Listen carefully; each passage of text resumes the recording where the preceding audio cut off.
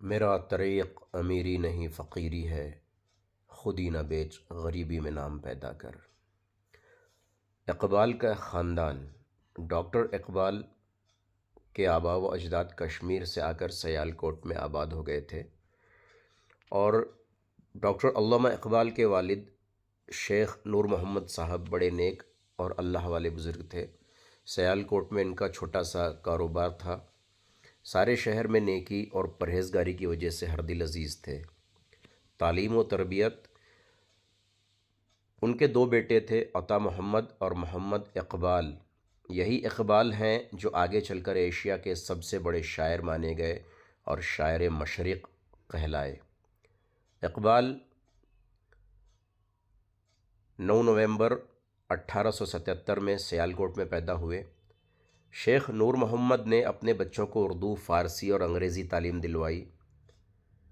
شیخ عطا محمد، جو اپنے چھوٹے بھائی علامہ اقبال سے 14 برس بڑے تھے، انجینئر بن گئے، اور علامہ اقبال مشن اسکول میں تعلیم پا کر کالج میں داخل ہو گئے۔ سیالکوٹ سے لاہور پرائمری، مڈل اور انٹرنس کے امتحانوں میں آپ نے نمایاں کامیابی حاصل کی، بلکہ وظائف بھی ملنے لگے۔ جب سیالکوٹ میں کالج بن گیا تو اس میں داخل ہو گئے۔ مولوی میر حسن سے عربی اور فارسی پڑھتے تھے۔ محنت کر کے آپ نے عربی اور فارسی میں خاصی لیاقت پیدا کر لی۔ سیالکوٹ میں ایف اے کا امتحان پاس کر کے سلسلہ تعلیم کو جاری رکھنے کے لیے لاہور پہنچے اور گورنمنٹ کالج میں داخل ہو گئے۔ اس کالج میں آرنولڈ نامی ایک لائق اور ہمدرد پروفیسر تھے جو علامہ اقبال سے بڑی محبت اور شفقت سے پیش آیا کرتے تھے۔ کلام کی مقبولیت۔ علامہ اقبال بی اے میں کامیاب ہوئے۔ عربی اور انگریزی میں اول آنے پر انہیں سونے کے 2 تمغے بھی ملے۔ بی اے کے بعد آپ نے ایم اے کے امتحان میں نمایاں کامیابی حاصل کی اور ایک سونے کا تمغہ انعام میں ملا۔ آپ پہلے اورینٹل کالج میں اور بعد میں گورنمنٹ کالج میں فلسفی کے پروفیسر مقرر ہوئے۔ جس زمانے میں وہ کالج میں پڑھتے تھے ان کی شاعری کی دھوم مچ گئی تھی، اور 1899 میں انجمن حمایت الاسلام کے جلسے میں آپ نے نالہ یتیم کے عنوان سے ایک درد انگیز نظم پڑھی، جس سے سننے والوں کے دل بے چین ہو گئے اور حاضرین کی آنکھوں سے بے اختیار آنسو جاری ہو گئے۔ روزانہ کا پروگرام۔ ان دنوں علامہ اقبال کا طریقہ یہ تھا کہ صبح اٹھ کر نماز، اور نماز کے بعد اونچی آواز سے قرآن شریف پڑھتے تھے، پھر ورزش کرتے، کالج کا وقت ہو جاتا اور کچھ کھائے پیے بغیر کالج چلے جاتے، اور دوپہر کو آ کر کھانا کھاتے تھے۔ عام طور پر وہ کھانا صرف ایک وقت کھاتے، صبح کو چائے بھی نہیں پیتے تھے۔ ہاں، کبھی کبھی رات کو نمکین چائے پی لیا کرتے تھے۔ ایک دفعہ پورے 2 مہینے رات کو اٹھ کر تہجد کی نماز بھی پڑھتے تھے۔ اس زمانے میں پروفیسر آرنولڈ اپنی ملازمت سے سبکدوش ہو کر ولایت چلے گئے۔ 1905 میں اقبال بھی یورپ روانہ ہو گئے۔ اقبال انگلستان پہنچ کر کیمبرج یونیورسٹی میں داخل ہو گئے اور فلسفے کی تعلیم حاصل کرنے لگے۔ کیمبرج میں فلسفے کا امتحان پاس کر کے آپ نے ایران کے فلسفے کے متعلق ایک کتاب لکھی، جس پر جرمنی کی یونیورسٹی نے آپ کو پی ایچ ڈی کی ڈگری عطا کی۔ جرمنی سے واپس آ کر آپ نے لندن میں بیرسٹری کا امتحان پاس کیا۔ ان دنوں پروفیسر آرنولڈ لندن یونیورسٹی میں عربی کے پروفیسر تھے۔ جب وہ رخصت ہو گئے تو علامہ اقبال 6 ماہ تک ان کی جگہ عربی پڑھاتے رہے۔ فلسفہ خودی۔ 1914 میں پہلی جنگ عظیم شروع ہوئی۔ ان دنوں اقبال کے دل میں ایسے خیالات موجزن تھے جنہیں اردو میں پوری طرح ظاہر کرنا مشکل معلوم ہوتا تھا، اس لیے آپ فارسی میں شعر کہنے لگے۔ فارسی میں انہوں نے جو باتیں کہی ہیں وہ اس لحاظ سے بالکل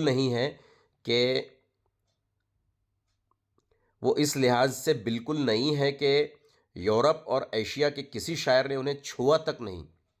فارسی میں آپ نے اسرار خودی اور رموز بے خودی لکھ کر حضرت انسان کی پوزیشن اور ان کے معیار کو بلند و بالا بنا دیا۔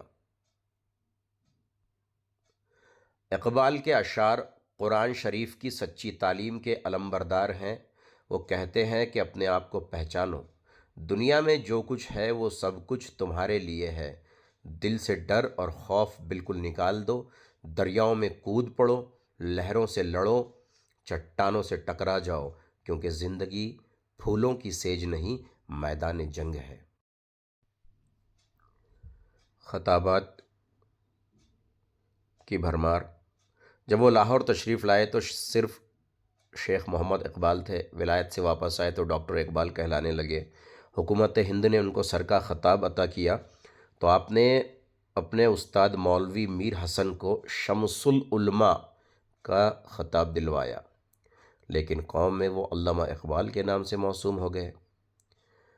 باوجود ان تمام خطابات کے وہ ایک سیدھے سادے اور درویش انسان تھے۔ انہوں نے خود اپنے آپ کو اکثر شعروں میں فقیر اور درویش کہا ہے، اور وہ اس پر فخر بھی کیا ہے اور اس پر فخر محسوس کیا ہے۔ اللہ کے بندوں کو آتی نہیں روباہی۔ اقبال کو دنیا داری کے ڈھنگ نہیں آتے تھے، جو بات دل میں ہوتی تھی بلا جھجک صاف صاف کہہ دیتے تھے، خواہ کوئی شخص کسی شخص کی کیسی ہی بڑی پوزیشن کیوں نہ ہو۔ ایک دفعہ دلی میں وائس رائے سے ملاقات ہوئی، انہوں نے آپ کو دوسرے دن دعوت دی، لیکن آپ نے اپنی مصروفیت کی بنا پر دوسرے دن دعوت کو قبول کرنے سے انکار کر دیا۔ اس لیے وائس رائے نے مجبور ہو کر اسی دن ان کی دعوت کا انتظام کر دیا۔ علامہ اقبال پر جب موت کے اثرات ظاہر ہونے لگے اور یہ محسوس ہونے لگا کہ ان کا وقت قریب الختم ہے، تو لوگوں نے جب ان کو ہمت کی تلقین کی تو آپ نے فرمایا کہ بھائی میں مسلمان ہوں، موت سے نہیں ڈرتا۔ پھر آپ نے یہ شعر پڑھا: نشان مرد مومن با تو غیم، نشان مرد مومن با تو غیم، چو مرغ آمد تبسم بر لب اوسط۔ وفات سے 3-4 روز پہلے بلغم میں خون آنے لگا۔ ڈاکٹروں کا خیال تھا کہ دل کی طرف جانے والی رگ کے پھٹ جانے کا اندیشہ ہے۔ آخرکار علامہ اقبال نے 21 اپریل 1938 کو انتقال فرمایا۔ وفات کے وقت ان کی عمر 65 سال سے اوپر تھی۔ انا للہ و انا الیہ راجعون۔ ساز خاموش ہو گیا مگر نغمے زندہ ہے۔ یہ صحیح ہے کہ اقبال امید کے گیتوں سے سوئے ہوئے دلوں کو جگانے والا، مایوسوں کو ہمت بندھانے والا، اسلام کا سچا عاشق اور ملت کا سوگوار ہم میں نہیں رہا، لیکن اس نے ہمارے دلوں کو یقین اور تنظیم کے جس نور سے جگمگایا تھا، اس کی روشنی شک اور مایوسی کی تاریکی میں ہمیں صراط مستقیم دکھاتی رہے گی۔ ساز خاموش ہو گیا مگر کرۂ ارض اور اس کی فضا اس کے نغموں سے تا قیامت گونجتی رہے گی۔ ہمیں چاہیے کہ علامہ اقبال کے کلام کو ہر روز پڑھیں اور سمجھیں اور اولو العزمی کے ساتھ مستقل طور پر عمل پیرا ہوں۔ دل سے جو بات نکلتی ہے اثر رکھتی ہے، دل سے جو بات نکلتی ہے اثر رکھتی ہے، پر نہیں طاقت پرواز مگر رکھتی ہے۔ افسوس صد افسوس کہ شاہین نہ بنا تو، افسوس صد افسوس کہ شاہین نہ بنا تو، دیکھے نہ تیری آنکھ نے فطرت کے اشارات۔ اقبال کے نفس سے ہے لالے کی آگ تیز، اقبال کے نفس سے ہے لالے کی آگ تیز، ایسے غزل سرا کو چمن سے نکال دو۔ دنیا کی محفلوں سے اکتا گیا ہوں یارب، دنیا کی محفلوں سے اکتا گیا ہوں یارب، کیا لطف انجمن کا جب دل ہی بجھ گیا ہو۔ شورش سے بھاگتا ہوں دل ڈھونڈتا ہے میرا، شورش سے بھاگتا ہوں دل ڈھونڈتا ہے میرا، ایسا سکوت جس پر تقدیر بھی فدا ہو۔ دیار عشق میں اپنا مقام پیدا کر، دیار عشق میں اپنا مقام پیدا کر، نیا زمانہ نئے صبح شام پیدا کر۔ قلب میں سوز نہیں، روح میں احساس نہیں، قلب میں سوز نہیں، قلب میں سوز نہیں، روح میں احساس نہیں، کچھ بھی پیغام محمد کا تمہیں پاس نہیں، کچھ بھی پیغام محمد کا تمہیں پاس نہیں